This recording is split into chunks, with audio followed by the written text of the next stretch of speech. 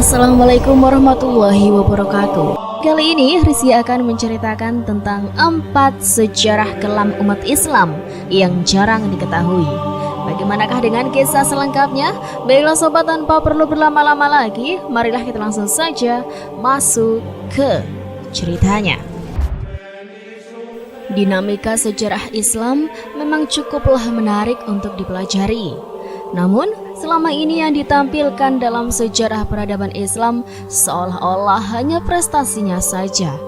Padahal, di balik prestasi-prestasi yang diagungkan tersebut, ada banyak sejarah yang tersembunyi, termasuk masa kelamnya peradaban Islam. Tidak dimungkiri, kebanyakan orang tentu hanya ingin mendengarkan apa yang mereka sukai. Secara psikologis, manusia memang condong untuk meminati aspek emosional atau merasa nyaman dengan kebenaran yang dianggap sudah mapan. Namun, perlu juga diketahui, sebenarnya di balik pemahaman yang sudah mapan itu, ada sebuah fakta yang harus diungkap. Mungkin tidak terdengar menggembirakan terkait fakta itu. Namun, perlu disingkirkan dulu sisi subjektif dan ideologis dalam jiwa kita. Kemudian beralih menjadi manusia yang memiliki pandangan objektif, terutama tentang pembacaan ulang sejarah Islam yang dikuburkan itu. Sebenarnya, mengenai sisi kelam sejarah Islam pernah diungkap oleh seorang aktivis hak asasi manusia atau HAM asal Mesir, yaitu Dr. Farak Fonda. Di dalam bukunya Al-Haqiqah Al-Ghaibah yang sudah diterjemahkan ke dalam bahasa Indonesia berjudul Kebenaran yang Hilang. Namun, akibat buku tersebut, Dr. Farak Fauda akhirnya tewas dieksekusi oleh kelompok ekstremis setelah vonis halal darahnya oleh ulama Mesir. Nah, sobat, berikut adalah fakta sejarah kelam Islam setelah Nabi Muhammad SAW wafat yang tidak banyak diketahui. Bahkan jarang ditemui penjelasan gamblangnya dalam buku-buku pelajaran sejarah sekolah keislaman ataupun perguruan tinggi keislaman.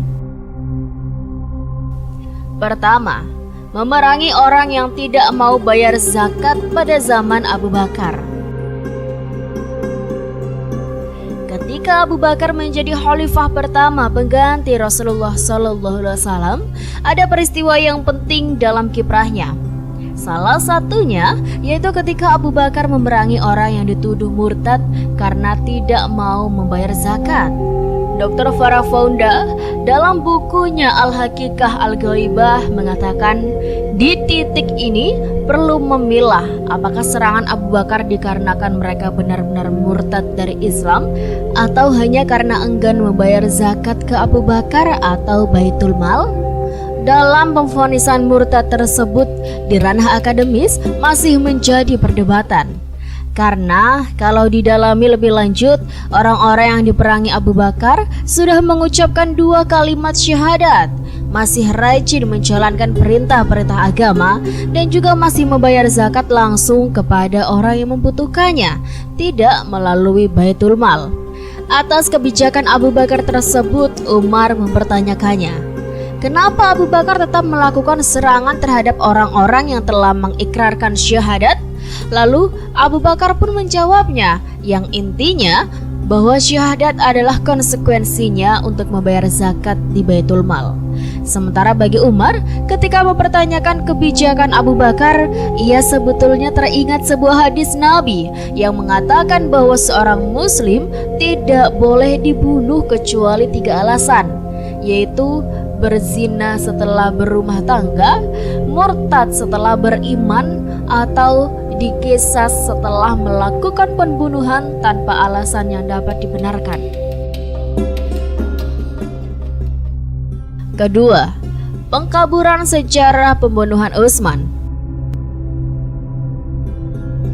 Thaha Hussein dalam karya kitabnya Al-A'mal Al-Kamilah li Thaha Hussein bagian Al-Fitnah Al-Kubra menjelaskan bahwasanya terbunuhnya Utsman bin Affan tak lepas dari gejolak politik yang memanas pada saat itu.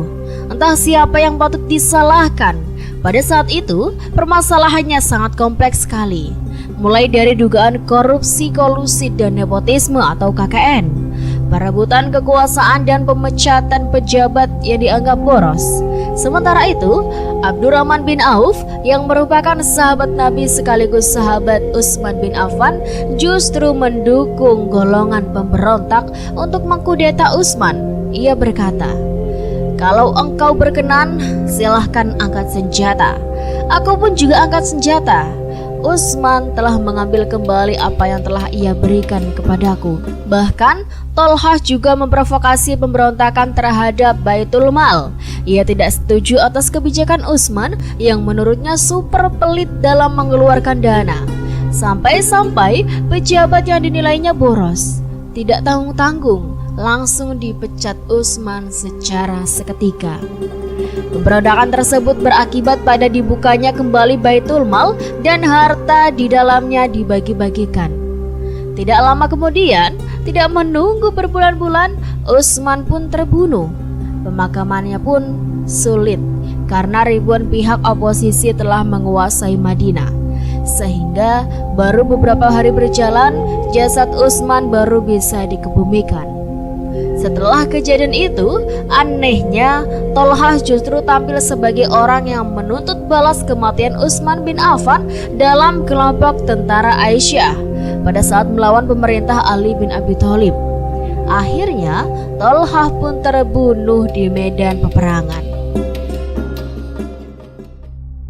Ketiga, kisah dibalik pembunuhan Husain. Mungkin sobat sudah familiar dengan tragedi Karbala, peristiwa yang mengakibatkan salah satu cucu Nabi Muhammad SAW terbunuh, yaitu Husain bin Ali. Namun, ada peristiwa yang tidak kalah penting untuk diketahui nih sobat. Ibnu Katsir dalam kitabnya Al-Kamil halaman 310-314, setelah peristiwa Karbala, bala tentara Yazid menyerang kota Madinah karena pendukungnya mencabut baiat terhadapnya. Dengan pasukan Madinah yang sedikit, kemudian pasukan Madinah takluk dengan mudah di kawasan Hira. Setelah bala tentaranya berhasil menaklukkan pasukan Madinah, kemudian Yazid memberikan maklumat yang anarkis di dalam kota selama 3 hari. Bunyi maklumat tersebut adalah, "Bujuklah untuk menyerah 3 hari. Jika tidak menyerah juga, perangi mereka. Bila mereka takluk, rebutlah harta, ternak, senjata, dan pangan mereka untuk dinikmati para tentara. Jika lewat masa 3 hari, butakanlah mata mereka." Konon, peristiwa tersebut mengakibatkan 4.500 jiwa terbunuh.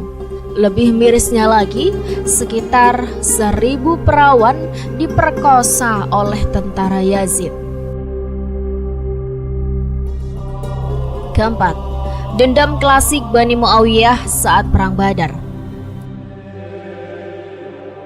Adi Nuriyah dalam kitabnya Al-Akbar menjelaskan bahwa bersamaan pasukan Yazid membantai pasukan Madinah, Yazid mengatakan sesuatu lewat sebuah puisi.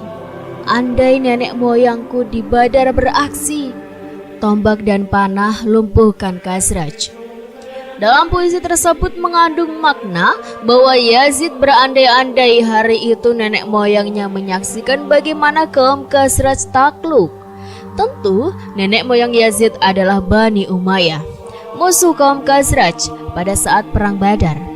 Puisi tersebut sangat jelas bahwa Yazid masih ada dendam yang terpendam terhadap warga Madinah, terutama Bani Khazraj yang merupakan suku terbesar dari kalangan Ansor.